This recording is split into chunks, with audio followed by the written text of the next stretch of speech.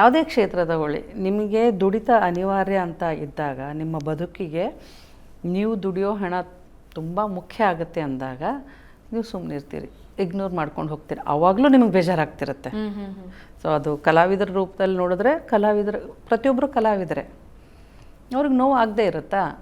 ಆಗುತ್ತೆ. ಬಟ್ ಬದುಕು ಬಾಯಿ ಮುಚ್ಕೊಂಡಿರು, ಇಲ್ಲದಿದ್ರೆ ಇವತ್ತಿನ ಸಂಬಳ ಸಿಕ್ಕಲ್ಲ, ನಾಳೆಯಿಂದ ಸಂಬಳ ಸಿಕ್ಕಲಿಕ್ಕಿಲ್ಲ ನೀನು ಅಪೋಸ್ ಮಾಡಿದ್ರೆ ಅನ್ನೋ ಒಂದು ಹೆದರಿಕೆ ಇರುತ್ತಲ್ಲ, ಆ ಒಂದು ಒಳಗಿನ ಮನಸ್ಸಿನ ಮಾತು ಕಲಾವಿದರನ್ನ ಬಾಯಿ ಮುಚ್ಕೊಂಡಿರೋ ಹಾಗೆ ಮಾಡುತ್ತೆ.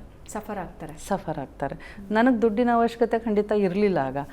ಬಟ್ ಸ್ಟಿಲ್ ಏನೆಲ್ಲ ಹೆದರಿಕೆಗಳಿರುತ್ತೆ ಅಂತಂದರೆ, ಸಪೋಸ್ ನಾನು ಇಲ್ಲಿ ಅವ್ರನ್ನ ವಿರೋಧಿಸ್ದೆ ಅಂತ ಇಟ್ಕೊಳ್ಳಿ, ಅದನ್ನು ಸ್ಪ್ರೆಡ್ ಮಾಡ್ತಾರೆ. ಬೇರೆದ್ರಲ್ಲಿ ನಂಗೆ ಅವಕಾಶ ಸಿಕ್ಕಲ್ಲ. ಹಂಗಾಗುತ್ತಾ? ಆಗುತ್ತೆ.